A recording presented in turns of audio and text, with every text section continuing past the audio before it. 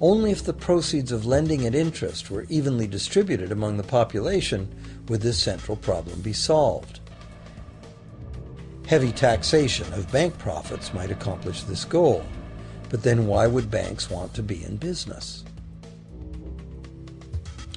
If we were ever able to free ourselves of the current situation, we could imagine banking run as a non-profit service to society, dispersing its interest earnings as a universal citizen dividend, or lending without charging interest at all.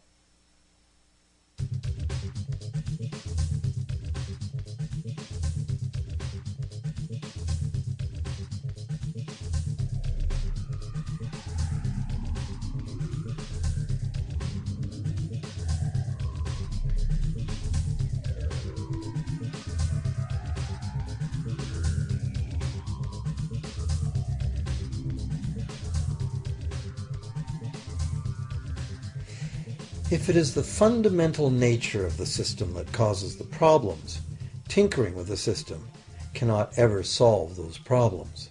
The system itself must be replaced. Many monetary critics call for a return to gold-based money, claiming that gold has a long history of reliability. They ignore the many scams that can be played with gold, shaving coins, debasing the metal, cornering the market, all of which were abundantly practiced in ancient Rome and contributed to its fall. Some advocate silver, it being more abundant than gold and therefore more difficult to corner. Many question the need to bring back precious metals at all. No one wants to go back to carrying heavy sacks of coins to go shopping. It's a certainty that paper, digital, plastic, or more likely biometric ID money would be the real medium of trade, with the same potential for creating unlimited debt money we have now. Beyond that, if gold again became the sole legal basis of money, those who have no gold would suddenly have no money. Other monetary reform advocates have concluded that greed and dishonesty are the main problems, and that there may be better ways to create an honest and equitable money system than returning to silver or gold. Inventive minds have proposed a variety of alternate ways to create money. Many private barter systems create money as debt, much as banks do, but it is done openly and without charging interest. An example is a barter system in which debt is expressed as pledges of hours of work, all work being valued equally at a dollar figure that then allows hours to be equated with the dollar price of goods. This kind of money system can be set up by anyone who can devise a way to do the accounting and find willing and trustworthy participants. Setting up a local barter money system, even if it were little used now, would be prudent emergency planning for any community. Monetary reform, like electoral reform, is a big topic, and one that requires a willingness to change and to think outside the box.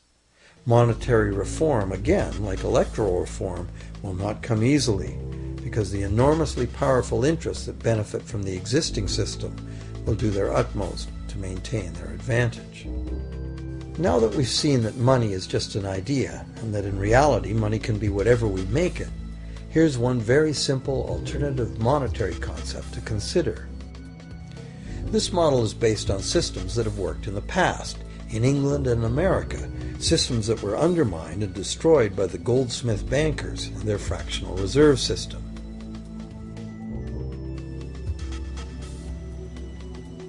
To create an economy based on permanent interest-free money, money could simply be created and spent into the economy by the government, preferably on long-lasting infrastructure that facilitates the economy, such as roads, railroads, bridges, harbors, and public markets.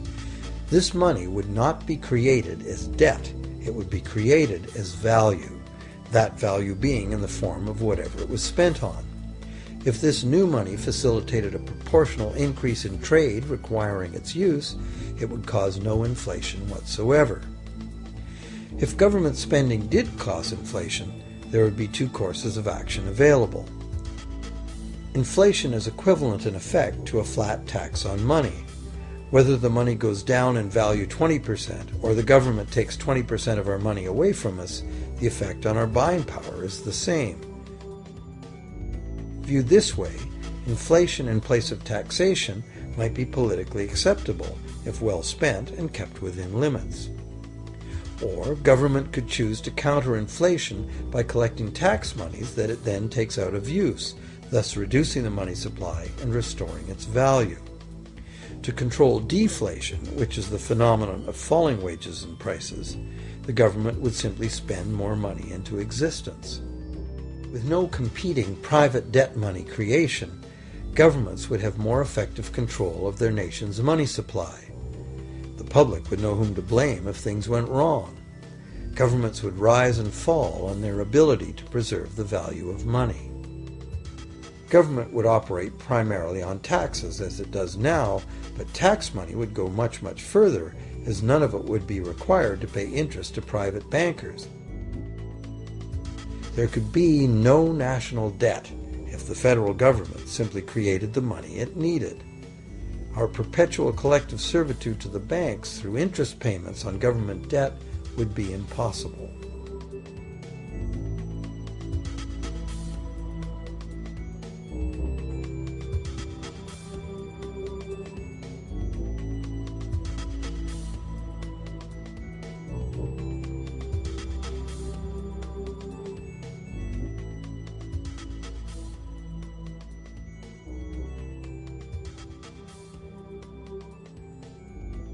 What we have been taught to believe is democracy and freedom has become in reality an ingenious and invisible form of economic dictatorship.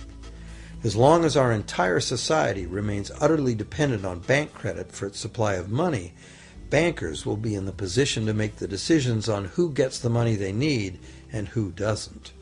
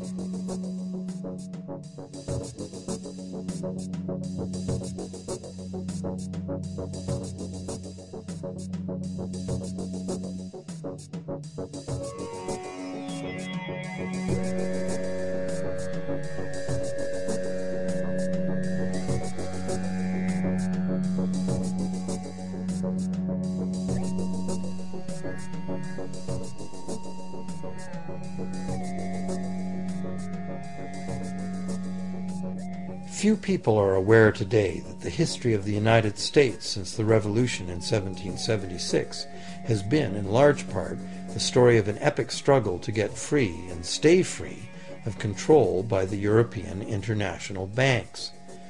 This struggle was finally lost in 1913 when President Woodrow Wilson signed into effect the Federal Reserve Act, putting the international banking cartel in charge of creating America's money.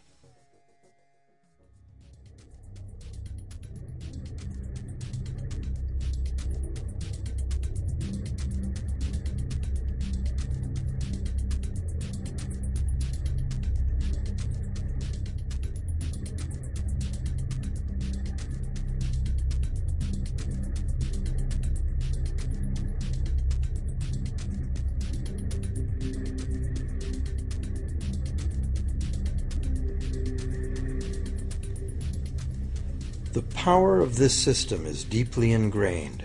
So is the educational and media silence on the subject. Years ago, a Canadian Deputy Prime Minister surveyed scores of non-economists, both highly educated professionals and common-sense people on the street, and found that not one of them had an accurate understanding of how money is created. In fact, it's probably safe to say that most people, including the frontline employees of banks, have never given the matter a moment's thought. Have you?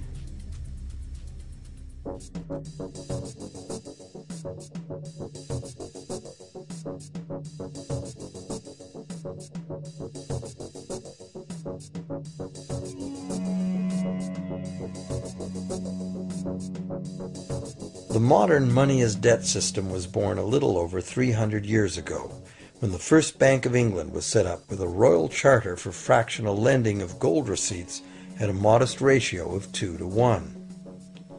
That modest ratio was just the proverbial foot in the door. The system is now worldwide, creates virtually unlimited amounts of money out of thin air, and has almost everyone on the planet chained to a perpetually growing debt that can never be paid off.